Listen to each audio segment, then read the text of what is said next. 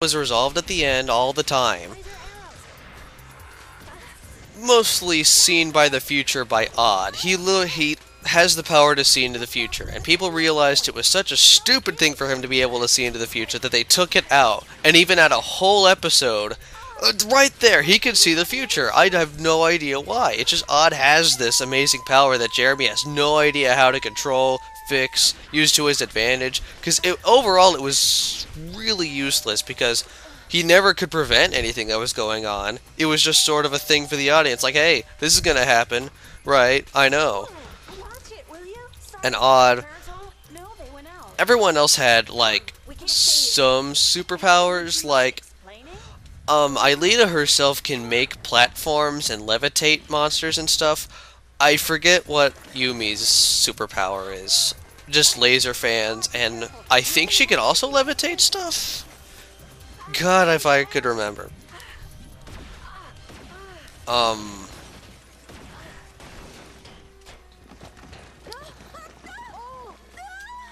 Again, seeing in the future is completely useless because you'll just save her anyway. They even spent an episode about Odd whining about that he doesn't have any superpowers anymore and that he can't see into the future, and Jeremy's just like, oh, well, you're ridiculous. You don't need a superpower. It's completely awful.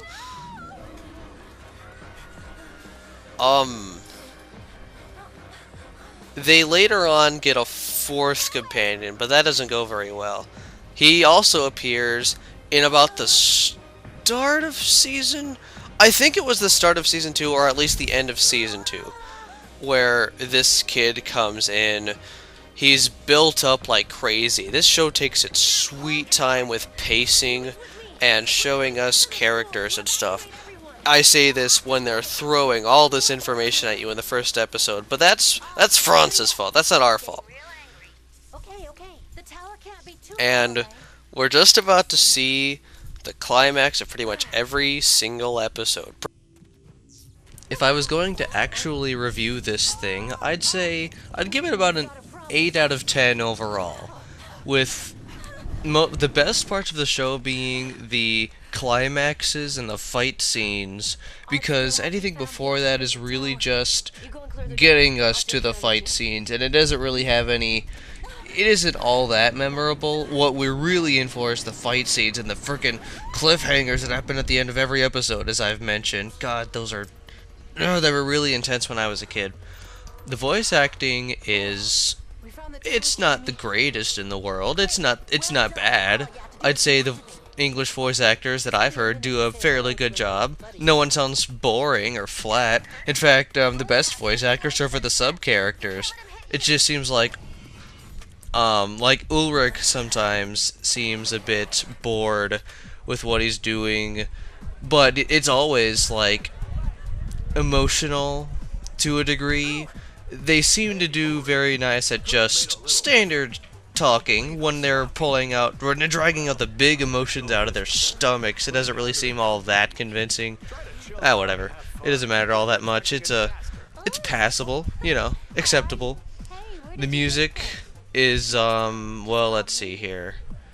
The music ranges from really memorable and pretty awesome to absolutely forgettable and not all that great. The animation, though, stays pretty consistent throughout the show, and it's always really good, with a nice art style. And, it's visually appealing. It's written well. I mean, it's written just fine. I'd say there's no techno-babble. That's good. There's not a lot of fan service in it. Then again, that'd be really weird. That'd be really creepy, actually. And it does have slight romantic scenes, but it doesn't get too overboard, and it doesn't, like, become really crazy. If you want to start watching the show, I'd say find the prologue first, and then start watching it from, like, Season 2, because if you watch Season 1, or if you skip it, you're missing absolutely nothing. If you haven't been catching on, this episode is about a giant teddy bear. Just forget about it. Really, it's not worth explaining or going much into detail about. Just giant teddy bear. This is the pilot. Americans can understand it, I suppose. Yeah, whatever. Anyway, you can probably find the entire show on multiple websites, actually. If I don't, I think the show is popular. It has, like, games again, and it seems to be fairly well known. No one really talks about it anymore, so it might be obscure. But as far as obscure animes goes, it's not. I know plenty of people who have seen it. And by that I mean 3, but that's plenty in my case. Okay, this is the bullcrap that happens at every episode. So everyone's about to die, right? This teddy bear train full of puppies and kittens, whatever. It could be a toxic gas that's killing off her best friends. She goes as slowly as she possibly can up this damn tower. Look at... And then... okay, and let me walk over. They repeat that footage like 8,000 times. And scan her hand to make sure she's really the only person alive on this planet. This virtual planet. And now she sends everyone back in time. Through a giant time bubble.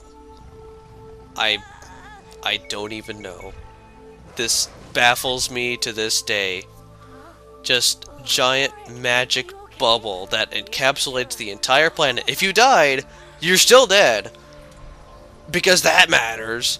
But if you're alive, thankfully, reversing time makes it so you're even more alive. When exactly this sends you back? Well, it sends you back to the beginning of the episode, when everyone learns a valuable life lesson that they will never remember to the next episode. I think the radiation steadily keeps their foreheads growing extremely enormously long. And every episode, probably every episode, ends on a laugh track. Not an actual laugh track, just a ha ha ha from all the friends and everything. Boy, isn't it great.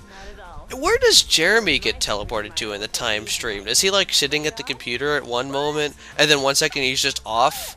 And wouldn't really, if they affected the virtual reality enough, if they went back in time, wouldn't the tower be just reverted back?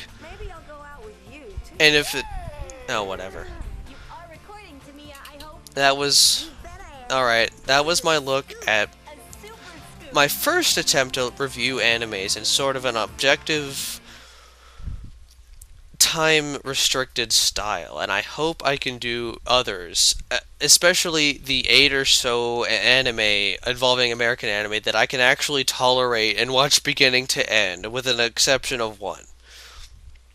So I'll only be doing about 8 of these, because that's the only ones I feel like I'm actually educated about and can actually talk in like sentences and thoughts about. And hopefully they will pass the time between resumes. And I'll see you later and stuff.